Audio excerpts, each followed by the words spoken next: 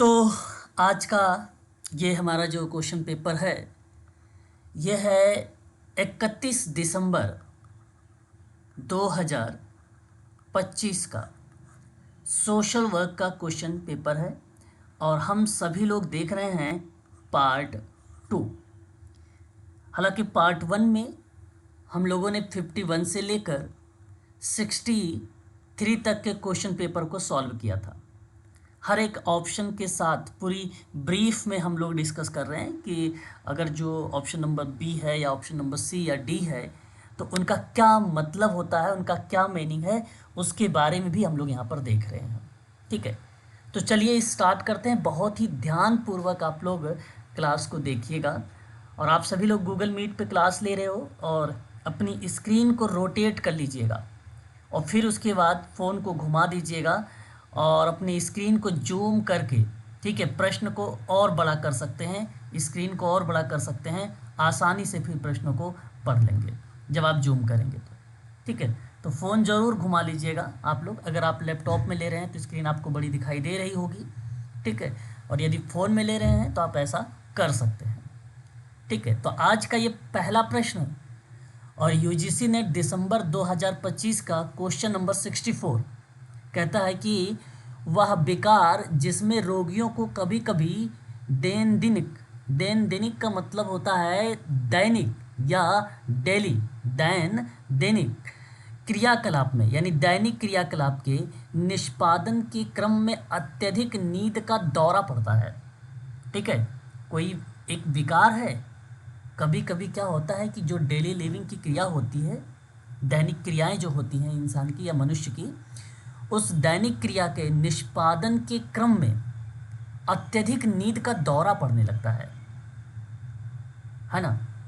और उन्हें निम्नलिखित में से किस पद से आप संबोधित करेंगे? अनिद्रा, अतिनिद्रा, भयावह स्वप्न या भयावह आतंक। 4 विकल्प है। पहले आप जवाब बताओ, इसका एक्सप्लेनेशन देता हूँ। अति निद्रा। एक बी सर, 2 ऑप्शन अति निद्रा। हाँ, ऑप्शन नंबर 2 अति निद्रा। चलिए ठीक है, जवाब दिया आपने। देखिए सुनिए, अति निद्रा क्या है? यह एक नींद से संबंधित विकार है। इसमें ना व्यक्ति को दिन में बार बार और अनियंत्रित रूप से नींद आती है। जागृत रहने की क्षमता कम हो जाती है। काम करते करते, बात करते करते, चलते चलते या नींद के दौरे आ सकते हैं। और इसी स्थिति को ध्यान रखेंगे, नार्कोलेप्सी कहते हैं, या इसी स्थिति को नार्कोलेप्सी जैसी समस्या में भी पाई जा सकती है। ये बात ध्यान रखेंगे। दिन में अत्यधिक नींद का आना, बार बार नींद के जो है दौरे पड़ना, थकान या ध्यान केंद्रित करने में कठिनाई होती है। ठीक है, तो ऐसी परिस्थिति को अति निद्रा कहते हैं। और एक विकल्प में आप देखिए अनिद्रा भी लिखा हुआ है, इसे इंसोमिनिया कहते हैं।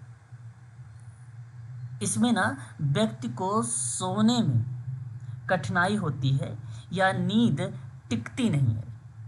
इसमें ना नींद आती नहीं, जबकि प्रश्न क्या था? प्रश्न में नींद अधिक आती है या नींद ज़्यादा आती है। ठीक है, तो इंसोमेनिया में याद रखिएगा कि सोने में कठिनाई से संबंधित चीज़ें बनी होती हैं। भयावह स्वप्न का मतलब, ठीक है, इसे नाइटमेयर कहा जाता है। ठीक है, इसमें बेसिकली नींद के दौरान ना चीखना हो, डर जाना इत्यादि जैसे फीचर्स या लक्षण दिखाई देते हैं भयावह स्वप्न में। ठीक है, इसे ही बेसिकली अगर हम बात करते हैं भयावह आतंक में, इसमें बेसिकली क्या होता है? नींद का डरना और चीखना होता है इस वाले में। ठीक है, डरना चीखना होता है। इसमें दिन में अचानक नींद, ठीक है, अचानक नींद, बेसिकली नींद आने के जो लक्षण दिखाई देने वाली प्रक्रिया होती है वो होती है, परंतु इसमें एक ही शब्द है, डरना चीखना। ठीक है, और जो भयावह सपना होता है ये बेसिकली डरावने सपने आते हैं इसमें, ठीक है। इसमें ना जागते समय नींद के दौरे नहीं पड़ते हैं, बट इसमें केवल भयावह सपना आता है। लेकिन एक शब्द याद रखिएगा, इसे NREM स्लीप डिसऑर्डर कहा जाता है, स्लीप डिसऑर्डर कहा जाता है। ये शब्द थोड़ा सा इंपॉर्टेंट है, ठीक है। Non rapid eyes moment sleep disorder बोला जाता है, इसका पूरा नाम है। नॉन, आर से आपका होगा रैपिड, ई से आपका होगा आइज, और एम से होगा मोमेंट और स्लीप डिसऑर्डर, ठीक है। व्यक्ति अचानक चीखते हुए उठ जाता है, दिल के धड़कन तेज हो जाते हैं, पसीने आते हैं, सांस तेज हो जाती है, जागने के बाद घटना याद नहीं रहती है। यह बच्चों में ज़्यादा पाई जाती है। NREM स्लीप डिसऑर्डर, ठीक है। सर ये डिसऑर्डर भयानक वह स्वप्न में आएगा?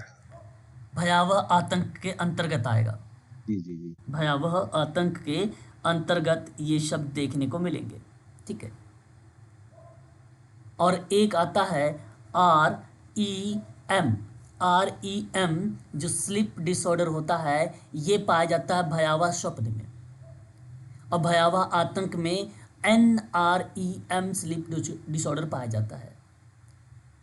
REM क्या है? वही rapid eyes moment sleep disorder, ये भी देखने को मिलता है। मुख्य रूप से इसमें जागते समय नींद के दौरे नहीं पड़ते हैं, ठीक है। डरावने सपने इसमें आते हैं। तो सही विकल्प ऑप्शन नंबर सेकंड आपका करेक्ट जवाब होगा इस प्रश्न का, ठीक है। बात करते हैं क्वेश्चन नंबर नेक्स्ट।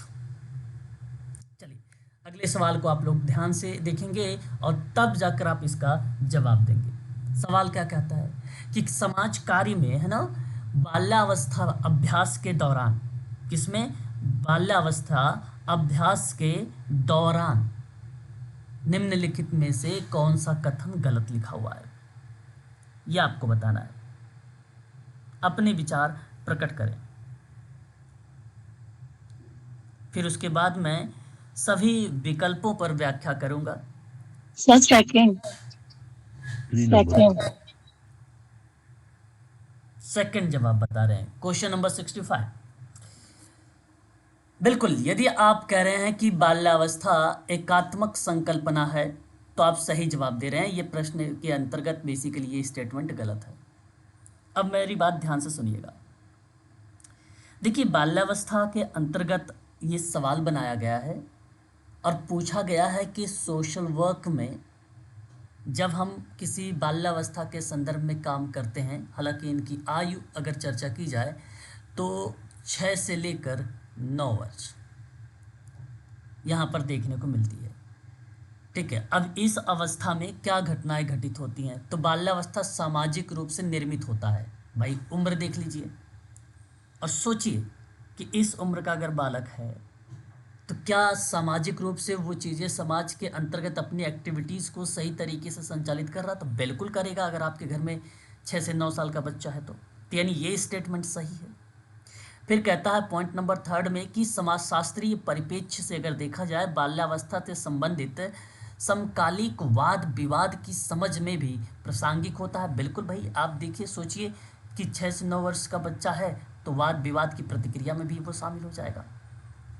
फिर कहता है बाल अधिकार और बाल केंद्रित प्रथाओं की मान्यता भी देता है। बिल्कुल देता है।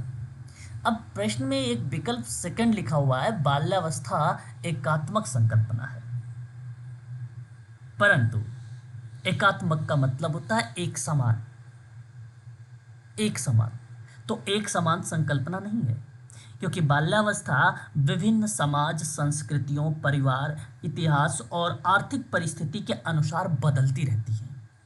कुछ समाज में बच्चे जल्दी काम करने लगते हैं और कुछ में शिक्षा पर विशेष बल भी देते हैं, और कुछ बच्चों में भूमिकाएं अलग भी होती हैं। यानी इस बाल्यावस्था को आप कह सकते हैं मल्टीपल, या एक प्रकार से आप ऐसा भी बोल सकते हैं कि मल्टीपल एक्टिविटीज़ को विभिन्न प्रकार से वो संचालित करता भी है, ठीक है। तो ये चीज़ें बेसिकली अलग बन रही है, इसलिए सेकंड वाला विकल्प आपका यहाँ पे करेक्ट है। बाकी देखिए बाल्यावस्था जबकि जैविक नहीं है बल्कि वो सामाजिक निर्मित है, इसलिए आपका ये पाठ सामाजिक रूप से निर्मित हो जाता है। और आधुनिक समय में बच्चों के अधिकार शिक्षा हो गया, आज के समय में शिक्षा हो गया, अधिकार हो गया, श्रम हो गया, हिंसा हो गया, है ना, इत्यादि पर समाजशास्त्रियों के दृष्टिकोण से देखा जाए तो विभिन्न प्रकार की बहस हुई है, यानी समकालीन वाद विवाद की समझ को प्रासंगिक बनाया गया है।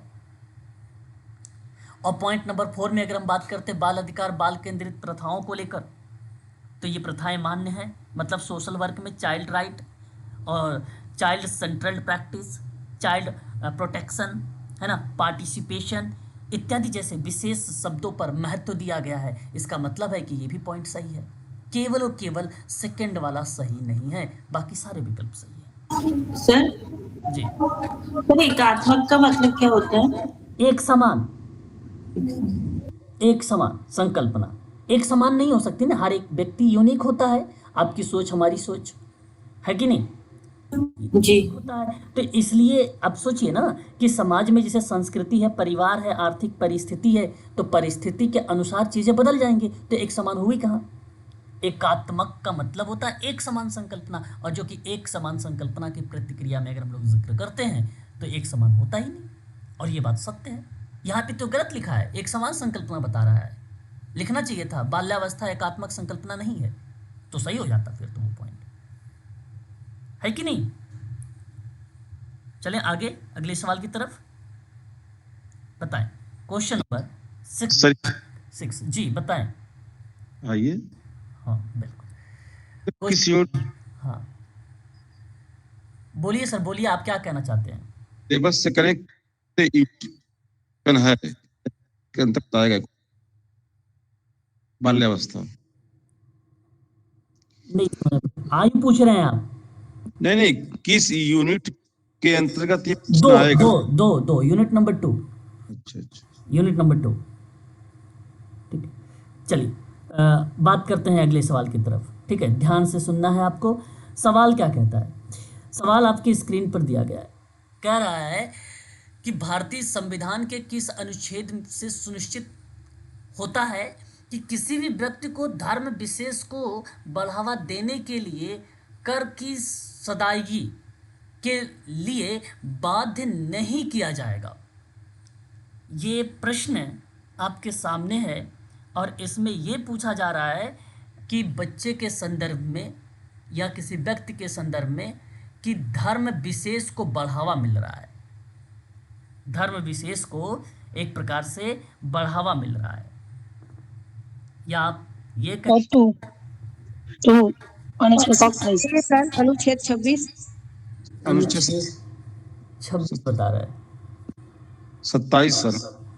अच्छा 27 बिल्कुल। यहाँ यदि आप आर्टिकल 27 कह रहे हो तो सही जवाब दे रहे हो, आपने सही बताया। देखो आर्टिकल 27 ये सुनिश्चित करता है ना, किसी भी व्यक्ति को किसी भी धर्म विशेष के प्रचार प्रसार के लिए टैक्स यानी कर चुकाने के लिए बाध्य नहीं किया जाएगा, है कि नहीं। सदायगी का मतलब चुकाना, कर का मतलब टैक्स, यहां पर आपको ध्यान रखने हैं ऐसे ऐसे शब्द को भी। तो क्या बोला गया, किसी भी व्यक्ति को किसी धर्म विशेष के प्रचार प्रसार के लिए टैक्स चुराने के लिए बाध्य नहीं किया जाएगा। 27 में यही बात बताई गई है कि किसी भी धर्म विशेष को बढ़ावा देने के लिए टैक्स देने हेतु बाध्य नहीं किया जा सकता। यही बात एग्जैक्ट लिखी हुई है 27 आर्टिकल में, परंतु 26 वाले आर्टिकल में क्या लिखा हुआ है, 26 में लिखा हुआ है धर्म का स्वतंत्र रूप से मैनेजमेंट करने का अधिकार देता है, धर्म को स्वतंत्र रूप से मैनेजमेंट करने का अधिकार देता है। लेकिन ध्यान देने वाली बात ये थी कि ये टैक्स ना देने से संबंधित नहीं है। 26 कर ना देने से संबंधित नहीं है। 28 क्या कहता है, 28 ना शैक्षणिक संस्थानों में धार्मिक शिक्षा से संबंधित है। 28 किससे है, शैक्षणिक संस्थानों में धार्मिक शिक्षा से संबंधित है। और आर्टिकल 32 सभी बच्चों को पता है, मौलिक अधिकार के संरक्षण हेतु सर्वोच्च न्यायालय में जाने का अधिकार देता है, संवैधानिक उपचार देता है, इसलिए आर्टिकल 32 तो अलग हो जाता है।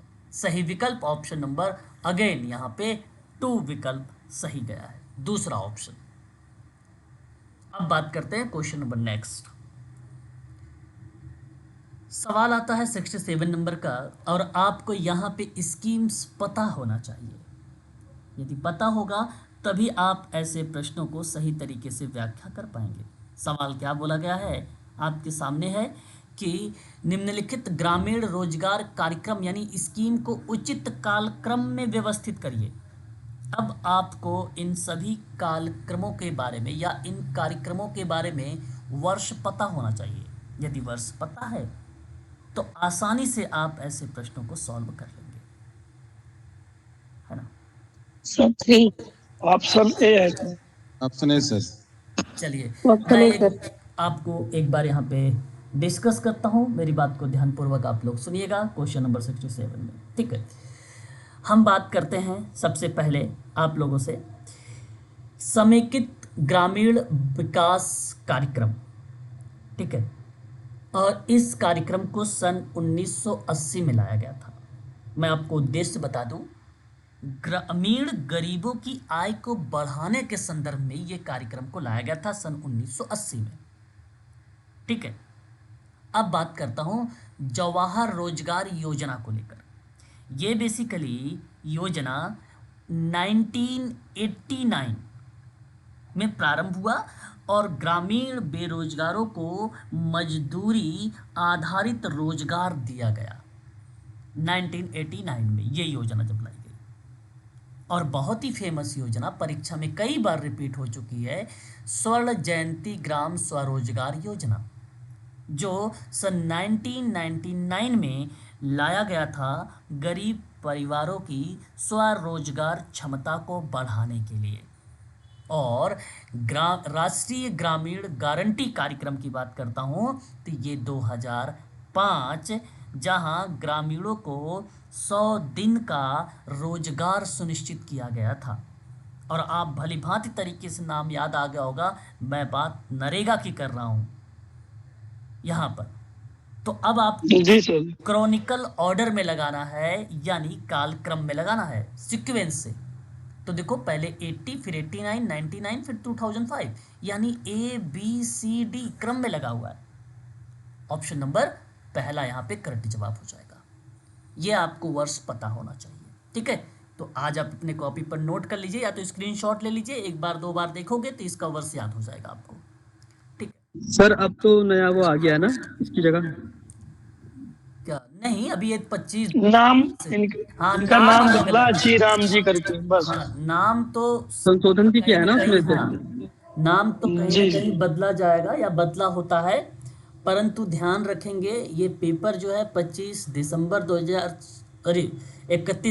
2025 का ये प्रश्न पत्र है। तो इसका मतलब ये है कि अब ऐसा मत सोचिएगा कि इस टाइप के प्रश्न 2026 में नहीं आ सकते हैं, आ सकते हैं इसी तरह। 26 में सर यह है कि नाम बदला वाला पूछ सकते हैं, क्योंकि 18 दिसंबर को ही नाम चेंज हुआ है, तो ये पूछ सकते हैं कि इसका नाम पहले क्या था। हाँ देखो, मैं बताऊं, पहले का नाम लेकर पूछ सकता है। अगर कोई मान लीजिए कोई कार्यक्रम है, कोई योजना है, उसके नाम अगर परिवर्तित हुए हैं, ठीक है, तो उनके परिवर्तित के नाम से भी प्रश्न आ सकते हैं, और पुराने जो नाम मूल रूप से रखे गए थे उनसे भी सवाल प्रश्न में परीक्षा में बन सकते हैं, ठीक है, ये बात ध्यान रखिएगा।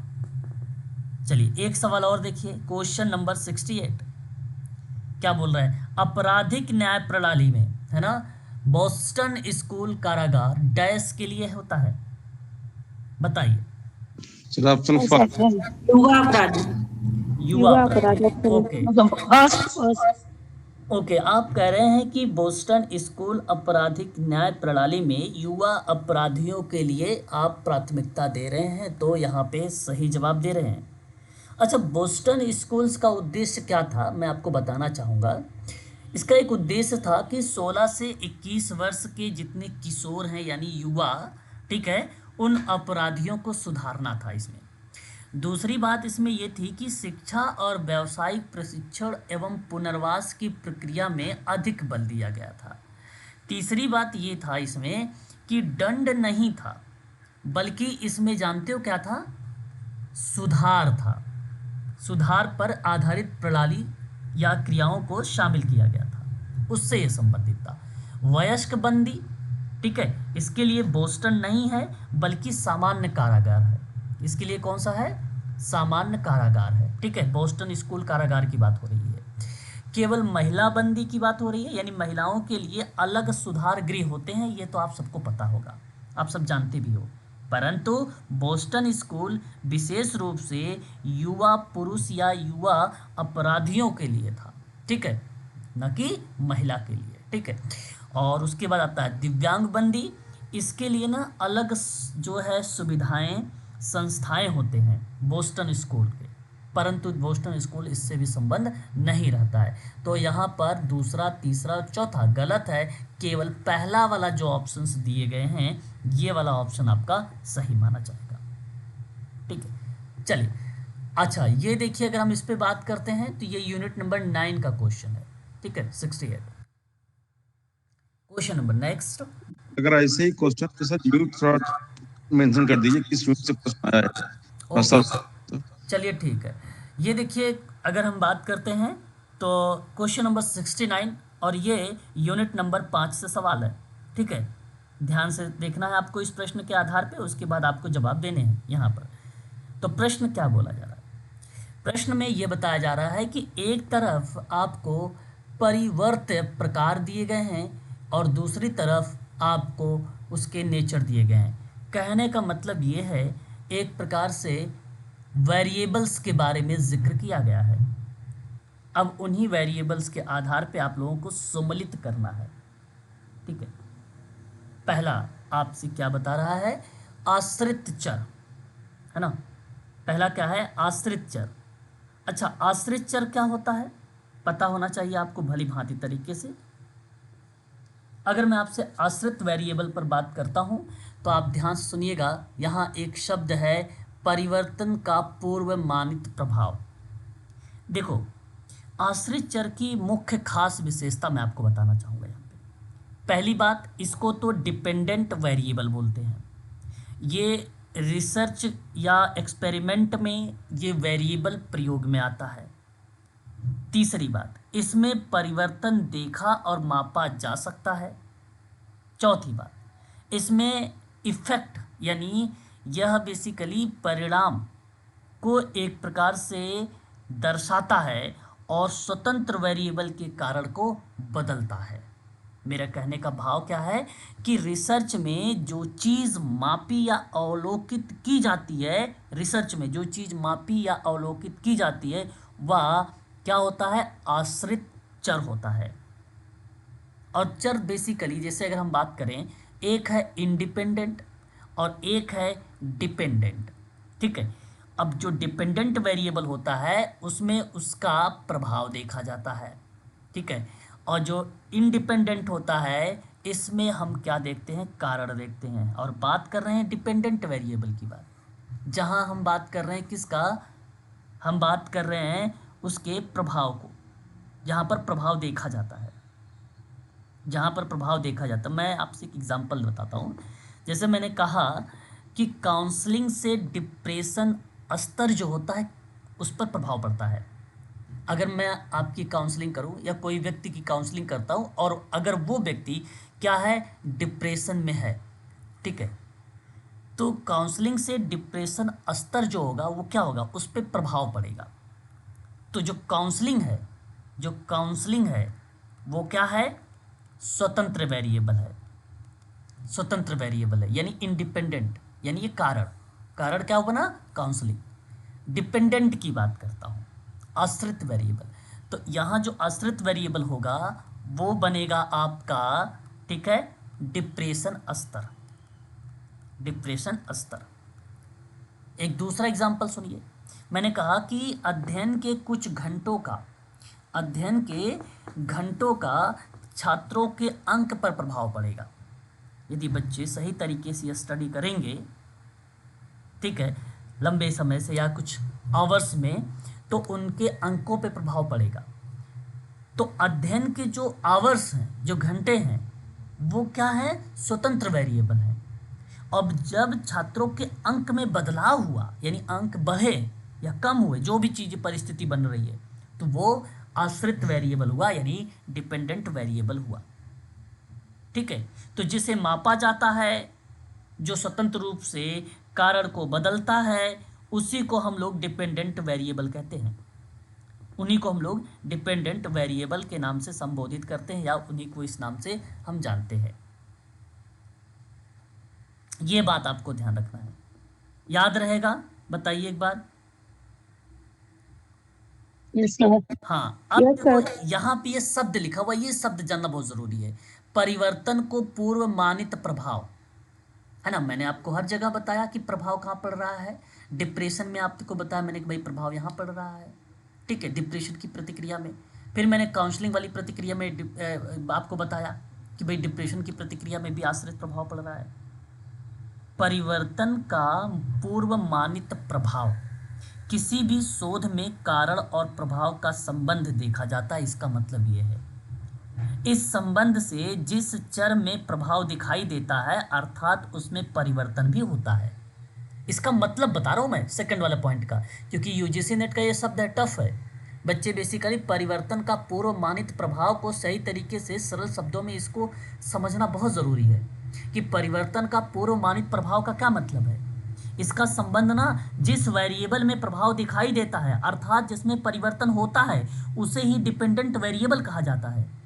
और यहाँ कारण और प्रभाव का संबंध देखा जा रहा है, इसीलिए परिवर्तन का पूर्व मानित प्रभाव आश्रित वेरिएबल होता है। तो ये इससे मैच हो जाएगा। ठीक है, अब बात कर लेते हैं, क्योंकि जहां हमने आश्रित देखा है वहीं हम लोग देखते हैं स्वतंत्र वेरिएबल को लेकर। हम लोगों ने थोड़ा सा स्वतंत्र वेरिएबल पर भी डिस्कस किया है। तो स्वतंत्र वेरिएबल क्या होगा? परिवर्तन का पूर्व मानित कारण हो सकता है, यस या नो? भाई जहां देखो सिंपल बात है। अब सेकंड वाले को देखो, यहां पर सेम शब्दों पर लिखा है प्रभाव, तो प्रभाव तो पता चल गया, तो कारण भी तो आपको आसानी से पता चल जाएगा।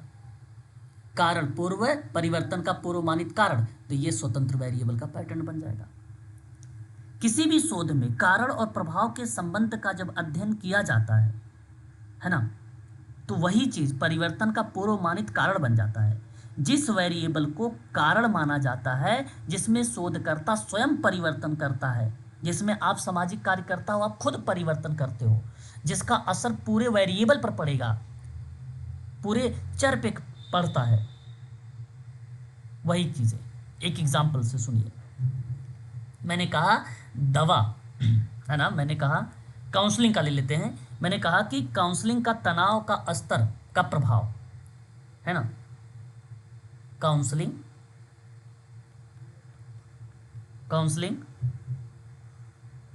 का तनाव, ठीक है, स्तर पर प्रभाव, ये एग्जाम्पल है। ठीक है, अब देखिए इसमें जो काउंसलिंग शब्द है ये क्या है? स्वतंत्र वेरिएबल है। ठीक है, ये स्वतंत्र वेरिएबल है। ठीक है, और तनाव का स्तर, ये जो तनाव है, जो डिप्रेशन है, ये क्या है? आश्रित है। इसका मतलब ये प्रभाव है।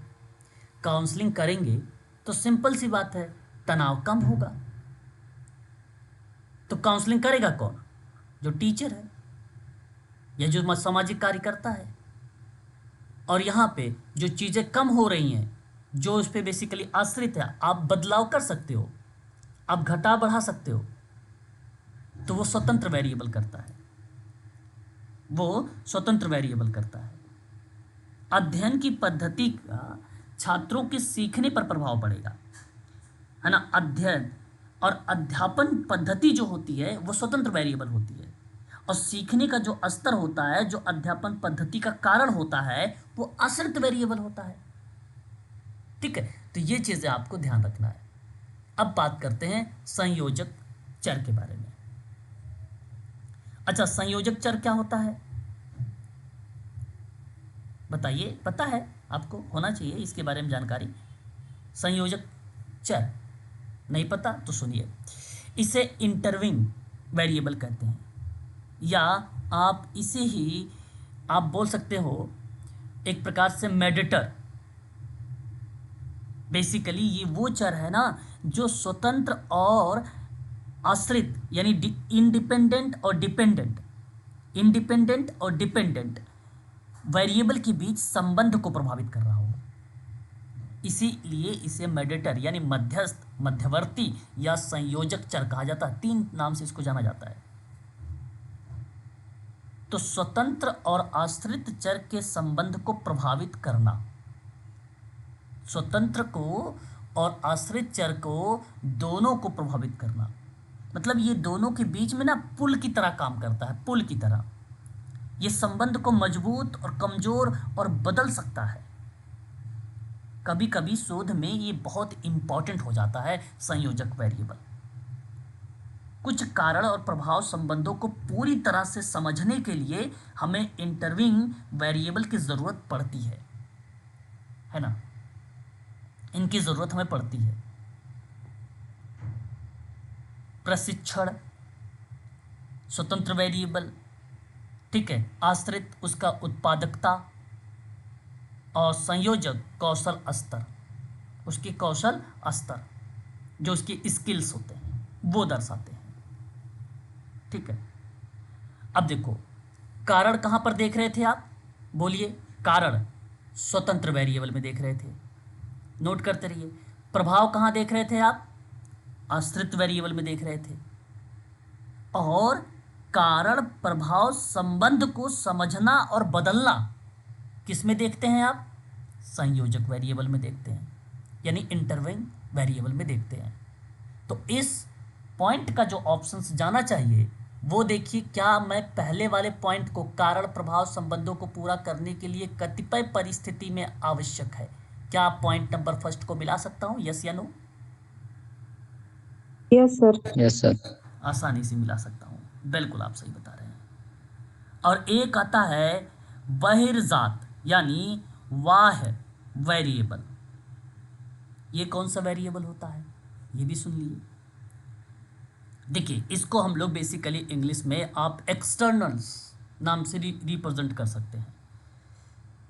अनुसंधान में ये वो चर होता है जो स्वतंत्र और आश्रित चर के बीच की वास्तविक संबंध को प्रभावित करता है।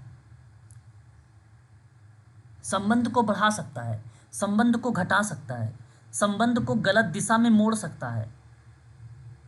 इसीलिए इसको जानते हो, इसे अप्रासंगिक या विघ्नकारी वेरिएबल के नाम से भी जाना जाता है। इसी को ही मैं आपसे कुछ बात करना चाहूँगा जैसे कि समझना। मैंने कहा कि स्वतंत्र और आश्रित वेरिएबल के बीच में वास्तविक संबंध को बिगाड़ देता है ये, यानी बिगाड़ने का मतलब है कि ये बेसिकली निष्कर्ष गलत दे देता है। भाई घटा सकता है, बढ़ा सकता है, हटा सकता है। इसमें ना कंट्रोल या हटाना शोधकर्ता की जिम्मेदारी होती है इसमें। ऐसा इसलिए क्योंकि शोध की जो वैलिडिटी है उसको प्रभावित करता है। उसको क्या करता है, ये प्रभावित करता है ना, उसको ये प्रभावित करता है। मैंने आपसे कहा था कि काउंसलिंग से तनाव कम होता है। यहाँ पे देखो लिखा है मैंने, काउंसलिंग का तनाव का स्तर पर प्रभाव। काउंसलिंग आपको पता है, आप जानते हो स्वतंत्र वेरिएबल है। तनाव आपको पता है, चिंता आपको पता है, आश्रित वेरिएबल है, ठीक है। परंतु इस पे जो इसका वातावरण है, मतलब जो पारिवारिक वातावरण हो सकता है वहाँ पे, जो पड़ोस का वातावरण हो सकता है, जो वहाँ पे समाज का वातावरण हो सकता है ना, वो क्या है, वातावरण की बात कर रहा था तो वो इसका मतलब बहिर्जात वेरिएबल है ना।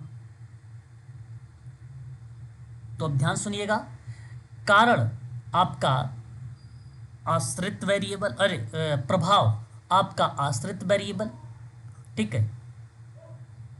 दोनों के बीच में पुल का काम करना, मध्यस्थ का काम करना संयोजक है कि नहीं। और प्रभाव आपका प्रभाव तो मैंने बता दिया ऊपर ना, ये प्रभाव है, यानी कारण आपका स्वतंत्र वेरिएबल। अब इन दोनों के बीच के अंतर्गत अगर मैं बात कर रहा हूँ संबंधों को बढ़ाना और घटाना या बिगाड़ देना, वो y है चर।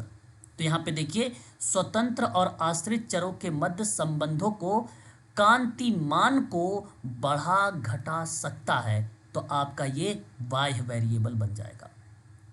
तो पहले का जो गया है वो दूसरा है, और दूसरे का पहला है, और तीसरे का तीसरा है, चौथे का चौथा है। क्या ये ऑप्शन किसी विकल्प में है? ए का 2, बी का 3, ऑप्शन नंबर सेकंड।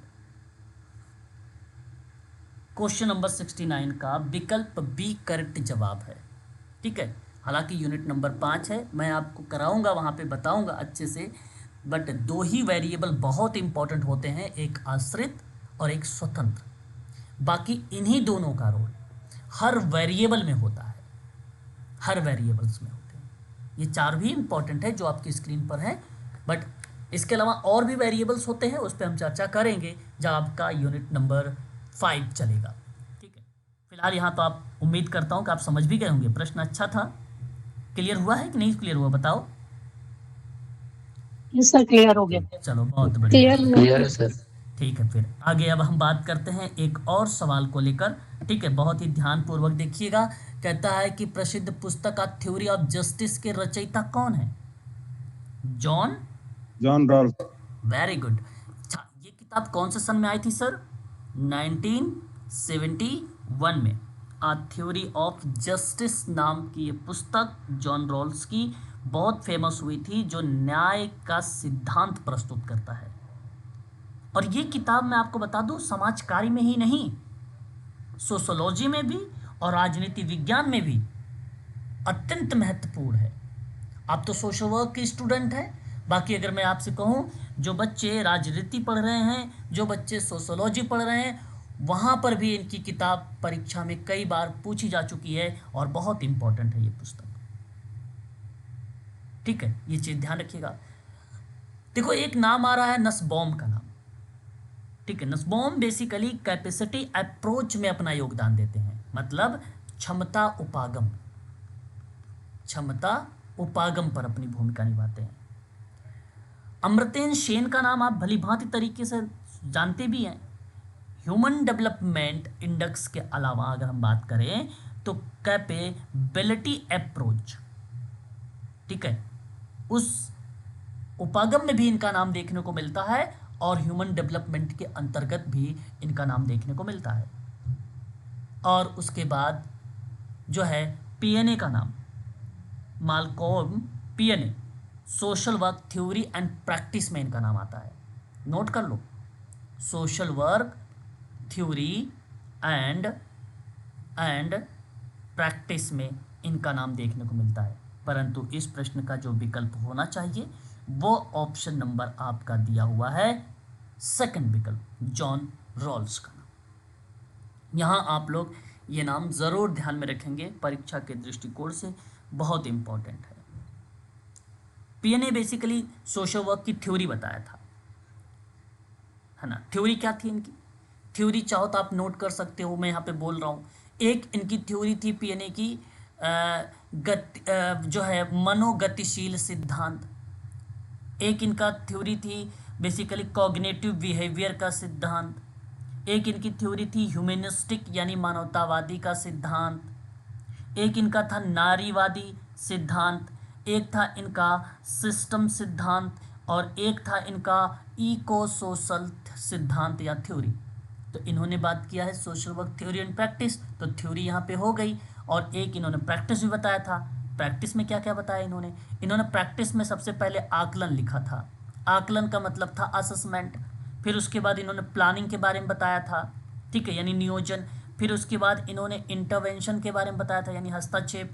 फिर इन्होंने इवैल्यूएशन के बारे में बताया, यानी मूल्यांकन के बारे में। लास्ट में इन्होंने कहा कि भाई ये सभी थ्योरीज जो यूज़ हो रही हैं ये केस वर्क में, ग्रुप वर्क में, कम्युनिटी वर्क में एक टेक्निक का काम करेगी, इसीलिए ये फेमस हुए। तो यहाँ पे इसलिए पीएनए का नाम देखने को मिला। थ्योरी एंड प्रैक्टिस में तो थ्योरी का भी नाम आप चाहो तो यहाँ पे 6 याद रख सकते हो और 5 आप चाहो तो यहाँ पर प्रैक्टिस भी याद रख सकते हो। ठीक है, आपके लिए इंपॉर्टेंट रहेगा। यूजीसी नेट सोशल वर्क के लिए अत्यंत उपयोगी नाम है ये। हम चाहेंगे अगर आप नोट कर रहे हैं तो बहुत अच्छी बात है। क्वेश्चन नंबर 71, यूनिट 8 से ये पीएनए नहीं, सोशल वर्क है, ये यूनिट नंबर फर्स्ट का पार्ट है। अच्छा, इस क्वेश्चन की बात कर रहे हो? हाँ, ये तो सामाजिक न्याय यूनिट नंबर 8 से है। जो पीएनए का नाम लिखा हुआ है वो PNA basically unit number first से संबंधित रखते हैं। पीएनए विद्यमान यूनिट नंबर फर्स्ट से। सवाल जो आया हुआ था ये यूनिट नंबर 8 का पार्ट था। सर ये यूनिट भी मेंशन करता था। हाँ, लिख तो रहा हूँ, आप पूछ लिया करें है ना, जो चीज़ें मैं मतलब बता तो रहा हूँ, इन केस अगर नहीं किसी में बता रहा हो तो आप पूछ लो, ठीक है। बिल्कुल सर। हाँ, अब देखिए, अब बात करते हैं हम लोग यहाँ पर एक और सवाल। नारीवाद उपागम, जिसका दृष्टिकोण है कि मानव की असामान्यता विधि और नीति तथा पुरुष और महिलाओं के समाजीकरण के भीतर निवास करती है, और ये किस पद को संज्ञा देती है? यूनिट नंबर अगर हम बात करते हैं यहाँ पे, तो सेकंड यूनिट का पार्ट है ये, जहाँ रिलेट कराया गया है कॉन्सेप्चुअल प्रश्न, यानी अप्लाइड प्रश्न है ये एक प्रकार से। सुनना, प्रश्न ये पूछा गया कि नारीवाद उपागम, जिसका दृष्टिकोण मानव की असमानता विधि और नीति तथा पुरुष और महिलाओं के लिए शब्द है समाजीकरण। ये इंपॉर्टेंट कीवर्ड है, समाजीकरण। यूनिट नंबर सेकंड का पार्ट है, समाजीकरण पे हम चर्चा करेंगे जल्द ही आप लोगों से। तो इसके भीतर निवास करते हैं, ये पद की संज्ञा कहाँ दी जाती है? आसान सवाल है भाई, आप बता सकते हैं। उदार नारीवाद, उदार नारीवाद। हाँ, लिबरल फेमिनिज्म शब्द, ऑप्शन नंबर आपका यहाँ पे जाएगा थर्ड। अब सुनना थोड़ा सा, उदार नारीवाद का मूल दृष्टिकोण होता क्या है? देखो, पुरुष और महिला की असमानता, अगर हम बात करें इसे कानून, नीति, समाजीकरण की प्रक्रिया में निहित होती है। कानून, नीति में, समाजीकरण की प्रतिक्रिया में पुरुषों और महिलाओं की क्रियाएं बेसिकली असमानता के रूप में रिप्रेजेंट की गई हैं। यदि कानून, नीतियां, सामाजिक प्रशिक्षण को समानता पर आधारित हो ना, तो लैंगिक असमानता कब होगी? सिंपल बात है, अगर भाई कानून, नीति, सामाजिक प्रशिक्षण समान रूप से दिया जाए पुरुषों और महिलाओं को बराबर के रूप में, तो लैंगिक असमानता ऑटोमेटिक कम हो जाएगी। परंतु उदार नारीवाद का समाधान ही अगर कानूनी सुधार हो जाए, शिक्षा हो जाए, समान अपॉर्चुनिटीज़ मिलने लगे, ठीक है, समाजीकरण ऑटोमेटिक वहाँ पर बदल जाएगा। सवाल यही था कि नारीवाद उपागम का जो पॉइंट ऑफ व्यू है वो मानव को या उसकी असमानता विधि और नीति को लेकर, जहाँ बेसिकली पुरुष और महिलाओं को समाजीकरण के भीतर निवास कर रही हैं, दोनों लोग निवास कर रहे हैं। तो महिला और पुरुष को असमानता कानून, नीति और समाजीकरण की प्रक्रिया में जब निहित होता है, वो शब्द ही बेसिकली उदार नारीवाद है, उसी को उदार नारीवाद कहा गया है। लेकिन अब देखिए मार्क्सवादी नारीवाद में क्या है? असमानता का मूल कारण है, यहाँ मूल कारण है, जिसे पूंजीवादी व्यवस्था और आर्थिक ढांचा, पूंजीवादी व्यवस्था और आर्थिक ढांचा मानता है ये मार्क्सवादी। कानून समाजीकरण को प्रमुख कारण नहीं मानता है। कानून और समाजीकरण को, कानून तो बेसिकली यहाँ पे प्रश्न में नहीं लिखा हुआ है, समाजीकरण प्रश्न में लिखा हुआ है, तो वो उदारवादी पैटर्न है। कानून समाजीकरण का प्रमुख कारण बेसिकली अगर हम जिक्र करते हैं तो वो उदार में जिक्र करते हैं, ना कि मार्क्सवादी में जिक्र करते हैं। बात करते हैं अतिवादी नारीवाद। अति का मतलब उग्र नारीवाद है ना, आप ऐसा भी बोल सकते हो, उग्र नारीवाद, रेडिकल फेमिनिज्म इंग्लिश में बोल सकते हो। इसका मतलब जानते हैं? असमानता की जड़ें कहाँ पर है? पितृसत्ता को मानना। पितृसत्ता मतलब समाजीकरण महत्वपूर्ण तो है, यहाँ महत्वपूर्ण है समाजीकरण, पर कानून, नीतियों को प्राथमिक कारण नहीं मानता ये।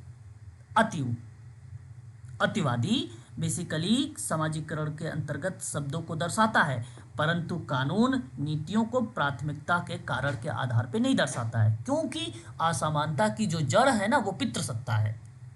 सारा डिसीजन पुरुष लेंगे, महिला नहीं लेंगी। तो अतिवादी नारीवाद को रिप्रेजेंट करेगा। और एक होता है समाजवादी नारीवाद, लैंगिक असमानता बताता है ये।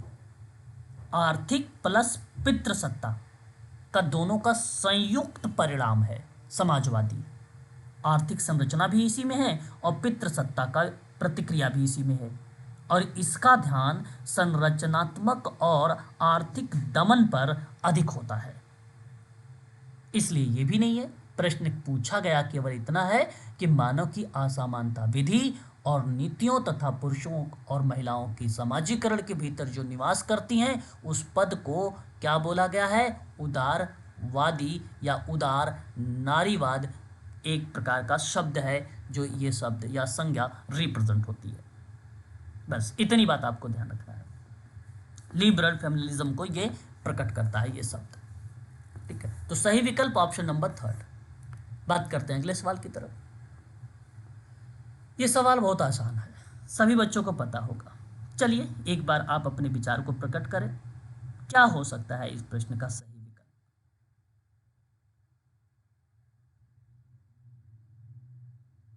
पता होना चाहिए आप लोगों को।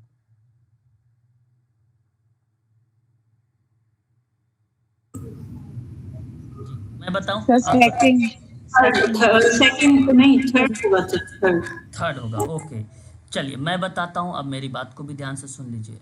ठीक है, अच्छा इस सवाल में पूछा गया है आपसे कि राष्ट्रीय महिला आयोग, ठीक है, राष्ट्रीय महिला आयोग रिप्रेजेंट करेगा आपको सन 1992 और राष्ट्रीय अनुसूचित, है ना, क्या राष्ट्रीय अनुसूचित जाति और अनुसूचित जनजाति आयोग ये रिप्रेजेंट करेगा कब? 1990 में, यानी 1990 में, है ना।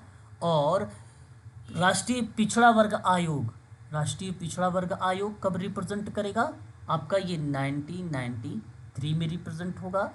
और राष्ट्रीय बाल अधिकार संरक्षण आयोग, ठीक है, ये रिप्रेजेंट करेगा आपको 2007। ये देखो यूनिट नंबर 10 का संदर्भ में सवाल है। ठीक है, ये यूनिट नंबर 10 का पैटर्न है। ठीक है, इतनी बात क्लियर हुई? स्पष्ट करो।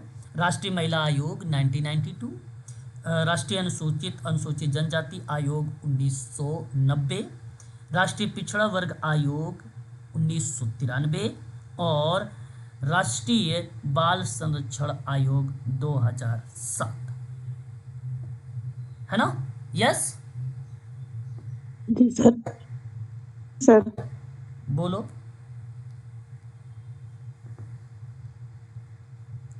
ठीक सर, ओके। ठीक है ना? हाँ चलो, आसान सवाल था ये। आगे बढ़ते हैं, एक और सवाल। अच्छा ये भी आसान सवाल है कि नहीं? यही देखो 2025 का सवाल था। बहुत बच्चे इसमें कह रहे थे बहुत टफ सवाल आया है, लेकिन टफ तो नहीं है, आसान सवाल है, केवल हाँ, महबूब उल हक 1990। मानव विकास सूचकांक सर्वप्रथम वर्ष डैश में डैश के द्वारा बेसिकली जारी किया गया है। 1990 महमूद उल हक। बिल्कुल, अगर आप कह रहे हैं कि सर्वप्रथम 1990 में महबूब उल हक द्वारा जारी किया गया तो सही बता रहे हैं। इसकी अवधारणा इस तरीके से डेवलप हुई, परंतु इसके कॉन्सेप्ट को अगर किसी ने थोड़ा सा ब्रीफ में डिस्कस किया है या अपनी उस अवधारणा के विकास में अपना इन्होंने योगदान दिया है सन 1990 के दौर में ही, तो अमर्त्य सेन का नाम आता है। परंतु HDI की बात हो रही है तो HDI आधिकारिक रूप से महबूब उल हक ने 1990 में ही प्रस्तुत किया था, इसलिए ऑप्शन नंबर सबसे पहले इन्हीं कहा जाता है, सेकंड विकल्प। यहाँ पर आपका जो करेक्ट माना जाएगा वो आपका माना जाएगा ऑप्शन नंबर यहाँ पर सेकंड। पहला ऑप्शन जानना चाहोगे 1989 विश्व बैंक के बारे में? जी सर बता दीजिए। देखिए यहाँ पे मैं आपको बता दूं, ये मानव विकास सूचकांक के अंतर्गत तो नहीं है, इसमें कोई दो राय नहीं, ये बात आप भली भांति तरीके से अच्छे से आपको मालूम है ना। परंतु यहाँ अगर हम बात कर रहे हैं विश्व बैंक के बारे में, ये जानना हमारे लिए बहुत ज़रूरी है। ठीक है, यहाँ विश्व बैंक लिखा है और ये भ्रमित वर्ष लिखा हुआ है 1989, भ्रम पैदा करने वाला, है ना।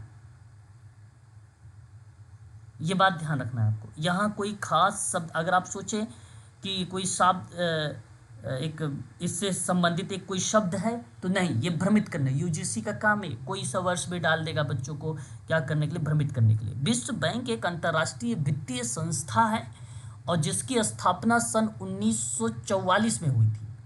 ये केवल भ्रमित करने वाले वर्ष लिखे गए हैं। ब्रेटन वुड्स सम्मेलन में इसकी स्थापना हुई थी। मैं बता दूं, गरीबी कम करने के लिए, विकासशील देशों की आर्थिक सहायता देने के लिए, विकास परियोजना के लिए ऋण देने के लिए विश्व बैंक, ठीक है।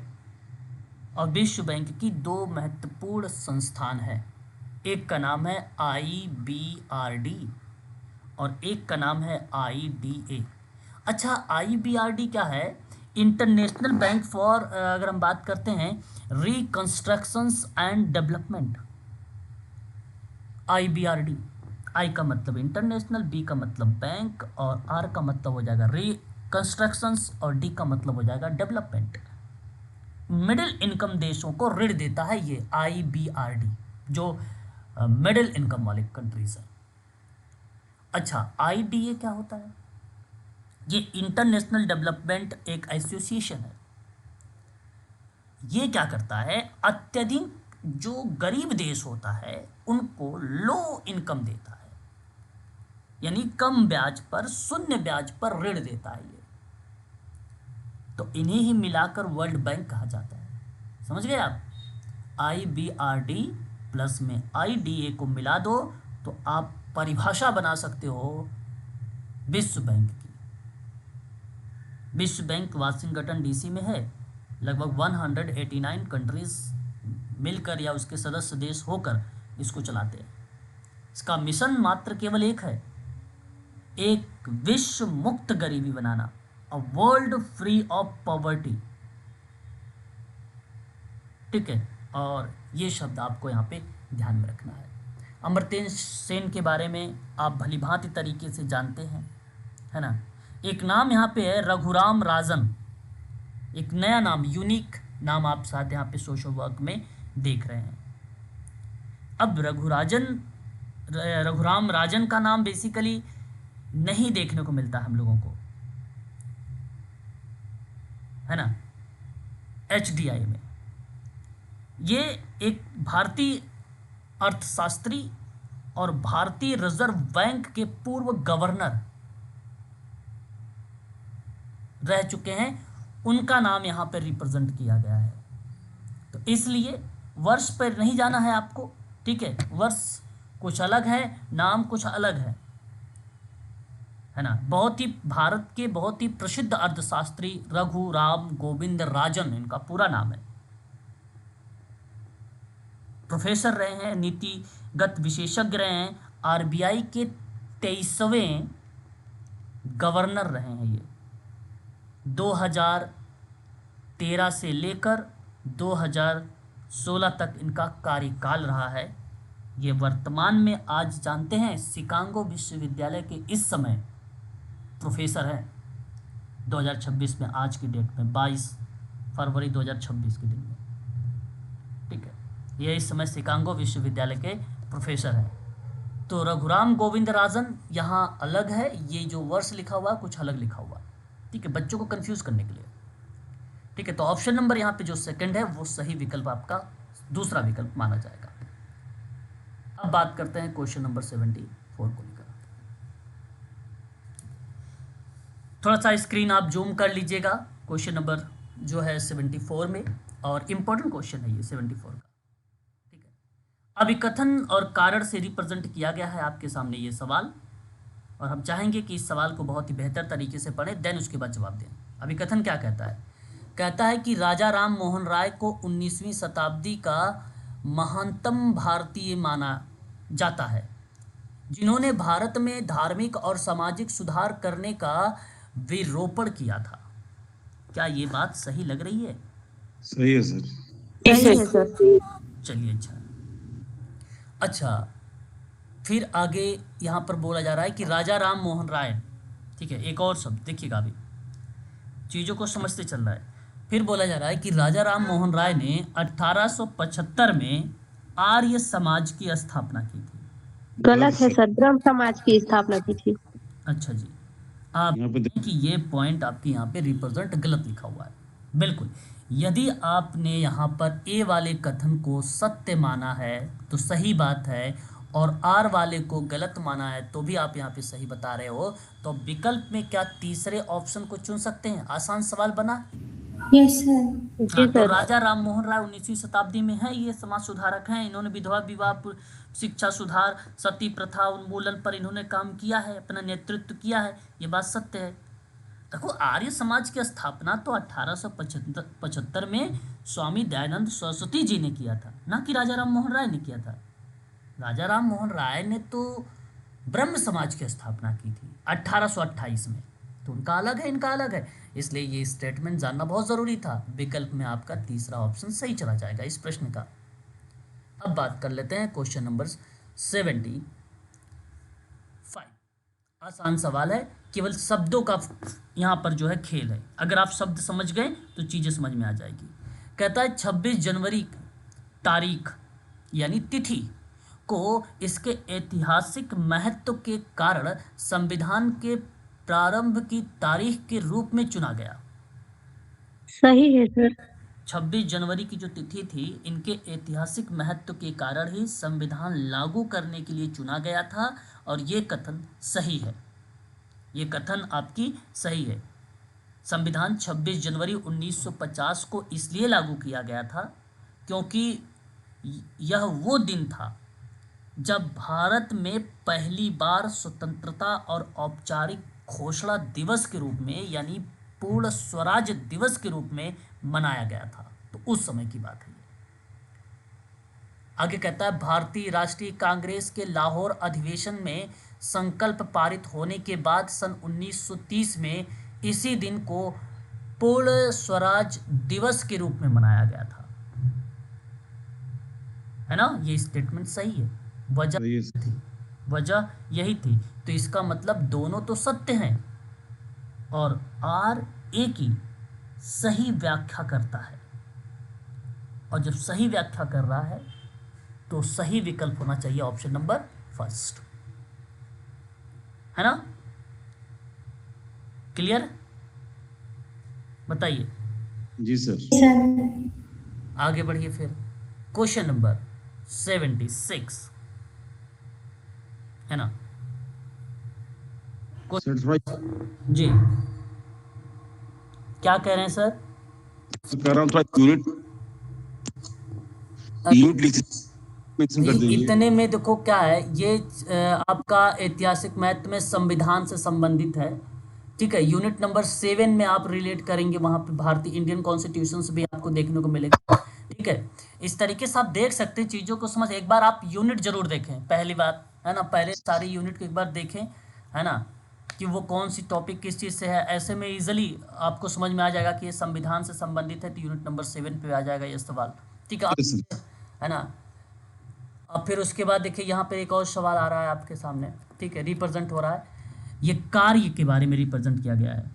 कार्य का मतलब होता है एक प्रकार से यहाँ जॉब से संबंधित। ठीक है, और इन्हीं का क्लासिफिकेशन किया गया है, तो ध्यान से सुनिएगा।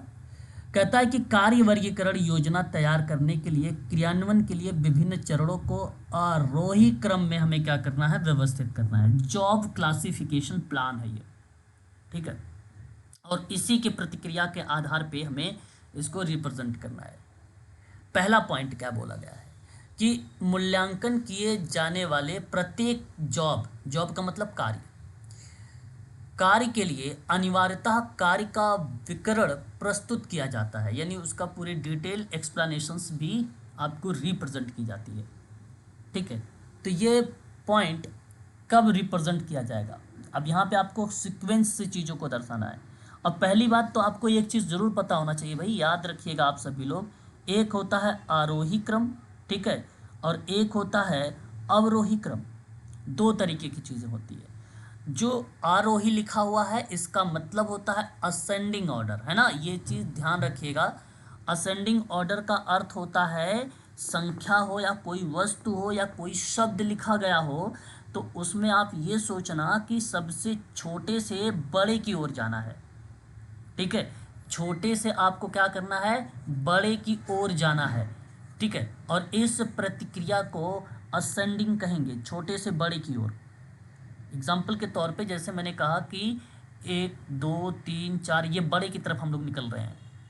अब इसी का अपोजिट कर लेना, डिसेंडिंग ऑर्डर, बड़े से छोटे की तरफ आ जाना, तो उसको अवरोही कहेंगे। लेकिन सवाल यहाँ पे तो अवरोही से ही है, आरोही से ही है ना, आरोही से ही है। तो सबसे पहले हम यहाँ पे क्या रखेंगे, ध्यान रखेंगे, ठीक है। अब देखो यहाँ पे मूल्यांकन किए जाने वाले, देखो एक तो मूल्यांकन यहाँ पर भी है, ए में है, और एक मूल्यांकन सी में भी है। तो मूल्यांकन किए जाने वाले कार्यों के लिए ग्रेड की परिभाषा, तो हमें क्या करना है, सीक्वेंस से चलना है, छोटे से बड़े की तरफ चलना है, पहले स्टेप से आखिरी स्टेप तक चलना है। परिभाषा अथवा भूमिका प्रोफाइल यानी रूपरेखा यानी डिटेल, नाम, पता, लिंग, जेंडर, डेट ऑफ बर्थ, ये सारी चीज़ें, इसको तैयार किया जाता है, ठीक है। यहाँ पे सी में देखिए ये लिखा हुआ है, ए में भी देख लीजिए मूल्यांकन लिखा हुआ है। मूल्यांकन किए गए प्रत्येक कार्य के लिए अनिवार्यता कार्य का विवरण प्रस्तुत करना है, उसका मतलब विकर्ण रिप्रेजेंट करना है। पहले आप बताओ कि अनिवार्यता कार्य रिप्रेजेंट करोगे या उसका प्रोफाइल रिप्रेजेंट करोगे, आप बताना। पहले सी आएगा फिर ए आएगा। पहले आएगा सर, प्रोफाइल तैयार करना। हाँ बिल्कुल, आपने सही बताया। आपने कहा कि सबसे पहले हम उस बालक का प्रोफाइल तैयार करेंगे। हम सबसे पहले जब केस स्टडी लेते हैं तो पहले उसका नाम ही लिखते हैं, नाम, ईयर्स यानी वर्ष, फिर डेट ऑफ बर्थ, इस तरीके से। तो इसलिए मैं पहले सी रखूँगा, फिर उसके बाद हम क्या लिखेंगे, फिर हम उसका लिखेंगे भाई काम कहाँ पे करते हो, आपका परिवार में कौन कौन सा रहता है, पड़ोस में कौन कौन सा रहते हैं लोग, है ना। फिर उसके बारे में पूरी इन्फॉर्मेशन, क्या आप काम करते हो, जॉब पर कितना दिन काम पे जाते हो, कितने दिन छुट्टी लेते हो, ये पूरी इन्फॉर्मेशन हम रखेंगे। इसका मतलब फिर उसके बाद आप एक को रखोगे। चीज़ें इस तरीके से समझो। फिर देखो, अब उसके बाद आपका दो चीज़ें क्लियर हो गई। फिर कहता है प्रत्येक कार्य का जो विकरणी का परिभाषा है, विकरणी मतलब ये सी के बाद विकर्ण प्रस्तुत हो गया, उसके बाद जो विकरणी का परिभाषा है उससे मिलान, जिससे अति गहन रूप से कार्य का कर्तव्य को परिलक्षित करेगा, मतलब उसके कार्यों को फीचर से बता देगा, भाई हाँ ये कार्य पर तुम काम कर रहे हो, ठीक है। एक डी है, बचा है बी भी। कहता है कि समूह प्रयुक्त या समप्रयुक्त ग्रेड, ठीक है, समप्रयुक्त ग्रेड और समनिष्ठ करना, यानी उसको बेसिकली समाहित करना, है ना। कहने का मतलब उपयुक्त ग्रेड को सौंपना, उपयुक्त ग्रेड को सौंपना, इसका मतलब है अंत में उस पद को उचित ग्रेड दे देना।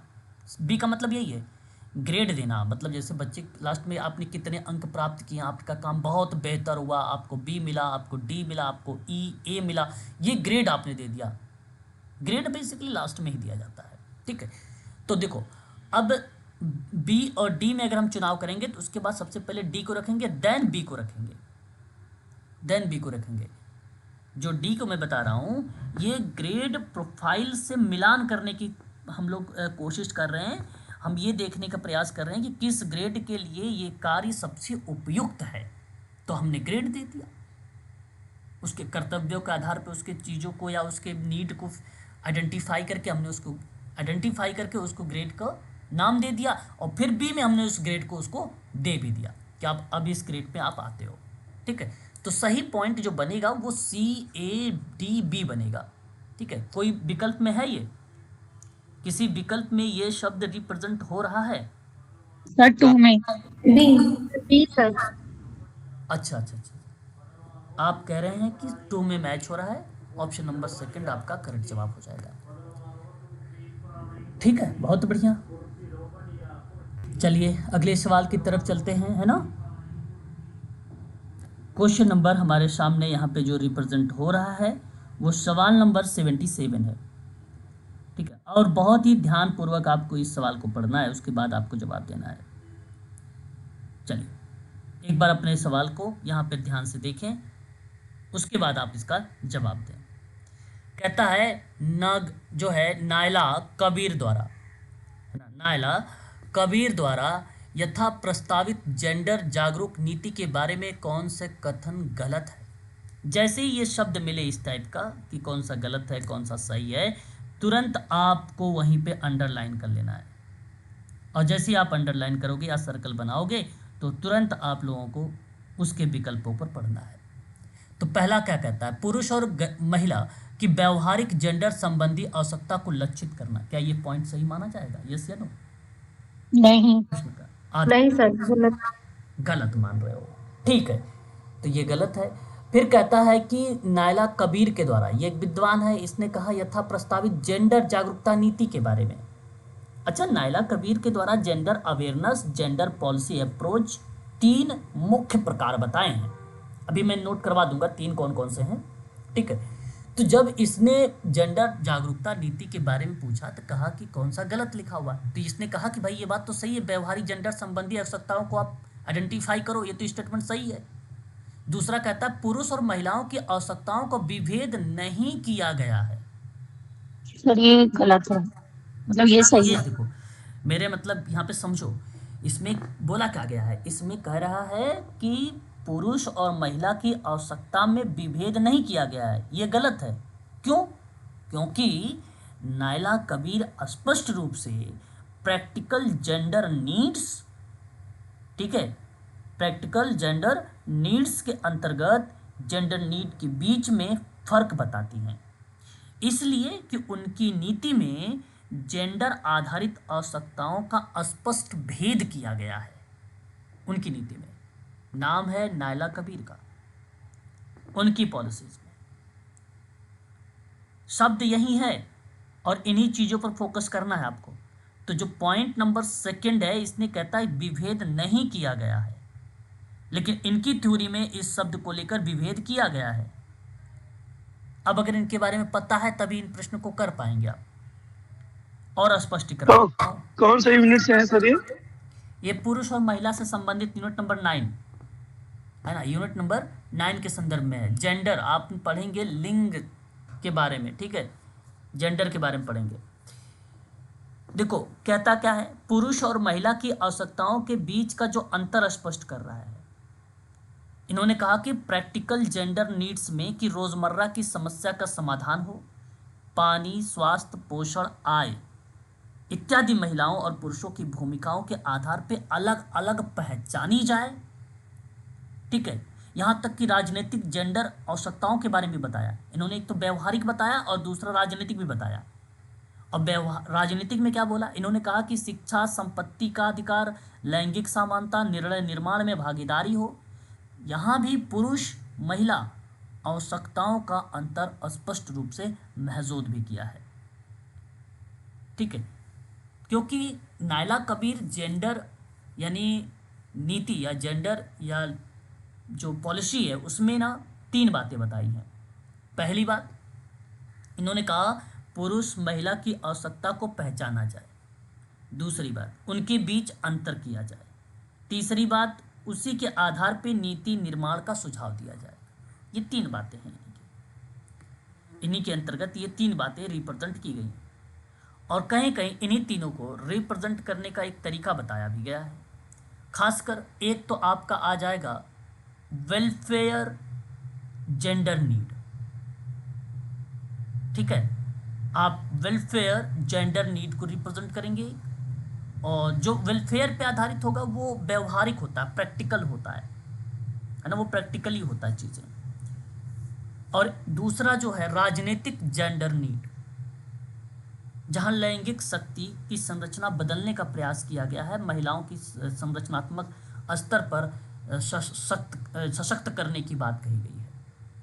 अब पॉइंट नंबर 1 की बात करूंगा और पॉइंट नंबर 4 की बात करूंगा ना, तो पॉइंट नंबर 1 और 4 किस में आते हैं जानते हैं आप लोग? नोट कर लो, ये वेलफेयर में आते हैं, है ना, ये वेलफेयर में आते हैं। इसी को प्रैक्टिकली आवश्यकता का आधार बताया गया है। प्रैक्टिकली पुरुष और महिला की व्यवहारिक आवश्यकता पर ध्यान देने की बात कर रहा है, पहला और 4th वाला। 4th में संसाधनों का विद्यमान जेंडर विभक्ति का भीतर कार्य बताया गया है। मौजूद लैंगिक भूमिकाओं के भीतर समस्याओं का समाधान बताया गया है, ठीक है। अब जो 3rd वाला है राजनीतिक जेंडर, ये नाम से ही स्पष्ट है, ऑलरेडी इनका एक राजनीतिक जेंडर है टास्क, ठीक है, यह स्पष्ट भी कर दिया है आपको।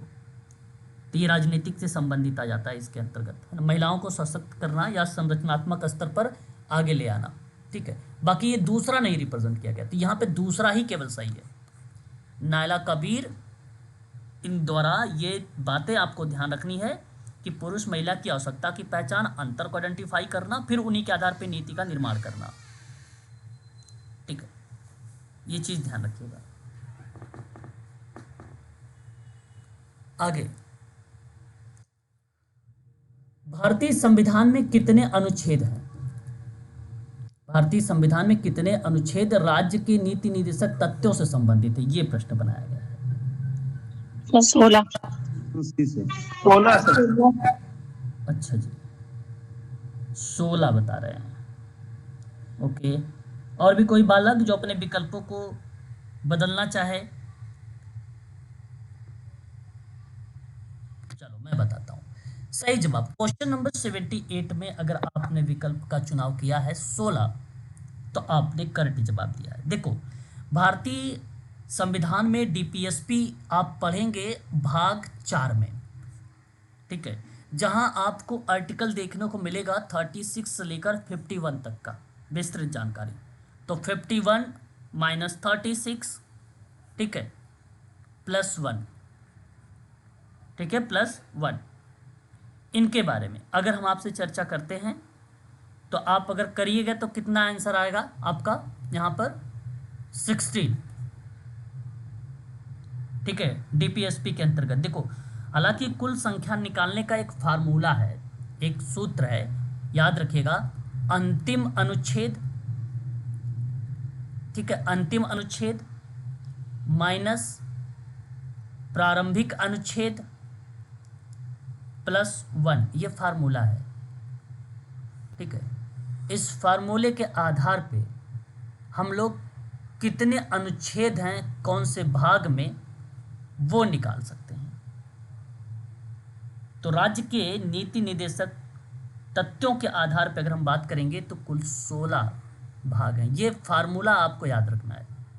अंतिम अनुच्छेद माइनस प्रारंभिक अनुच्छेद, और अंतिम अनुच्छेद कितना है? 51, और प्रारंभिक अनुच्छेद कितना है? 36, और प्लस कर दीजिएगा 1, ठीक है, ये फार्मूला है।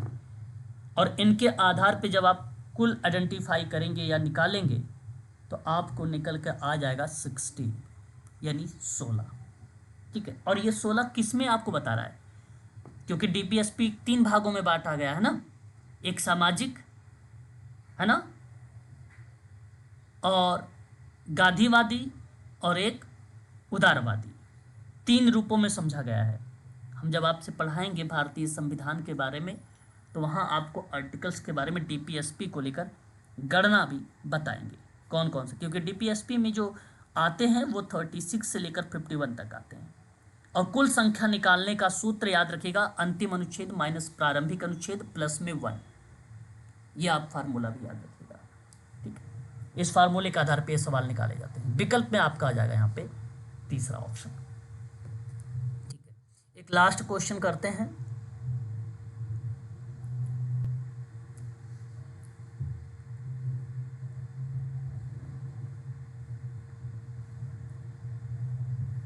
चलिए, ये सवाल के बारे में अगर हम आपसे चर्चा करते हैं तो मैंने आपको इसकी पीडीएफ एक दोबारा से भेजा है, आपके यूनिट नंबर 1 का ये पार्ट रहा है ना, और आप लोगों को इसकी पीडीएफ मिल भी गई होगी, आपके ग्रुप में है टेलीग्राम पर, ठीक है। तो सवाल पूछा गया है परमार्थ आयोजन काल, तो क्या विकल्प लगाना उचित समझेंगे यहाँ पे? सन 1870 से लेकर 1917, अब 1917 आ गया, 1917 से आपका स्टार्ट होगा, ठीक है। अब आपको याद रखना 1917 से कहाँ स्टार्ट हो रहा है? फर्स्ट वाला ना, फर्स्ट में देखो यहाँ से ना 1917 से 1935। अब 1917 से 1935 जो आएगा ये परिसंघ का उदय। अब 1935 अंतिम के याद रखना है। 1935 कहाँ से शुरू हो रहा है? 1935 से 1955 परमार्थ इसके बाद। हाँ, अब 1900 आपको याद रखना है, कहीं गलत तो नहीं जा रहा है ना? ये 1870 से 17 होगी। दूसरा ये आपका सी वाला हो जाएगा ना, पल्लव और व्यावसायिक विकास, ठीक है। और उसके बाद आपका 1955 यही है, लास्ट बचा है। अब ये 1955 आपको पता होगा, सामुदायिक आयोजन सामुदायिक परिचय। ऑप्शन सही मैच हुआ है। ये हमने इसके बारे में आपको पीडीएफ भी दे रखा है, एक बार जरूर इसको आप सर्च करिएगा, देख लीजिएगा। भारत समाज कार्य के इतिहास के संदर्भ में हम लोगों ने इस पे जिक्र किया है, ठीक है। ऑलरेडी इसकी कंटेंट आपके पास जा चुके हैं, समाज कार्य इतिहास में, ठीक है भाई। तो सही विकल्प क्या होना चाहिए, एक बार मैच करके बताइए मुझे। Option B sir. Option B कह रहे हैं, भारत समाज कार्य का इतिहास के संदर्भ में। ओके, ऑप्शन नंबर बी आपका यहाँ पे करेक्ट जवाब हो जाएगा, सेकंड ऑप्शन, ठीक है। ये बेसिकली चैरिटी से संबंधित है चीज़ें, है ना। ये चीज़ें अगर हम आपसे बात करते हैं इसके परिप्रेक्ष्य में, तो चैरिटी से रिलेटेड चीज़ें हैं, ये रिप्रेजेंट किया गया है, ठीक है। और बहुत ही फेमस शब्द हैं ये, और हम चाहेंगे भी कि इसके बारे में आप थोड़ा सा याद भी रखें और पढ़ के भी चलें, ठीक है।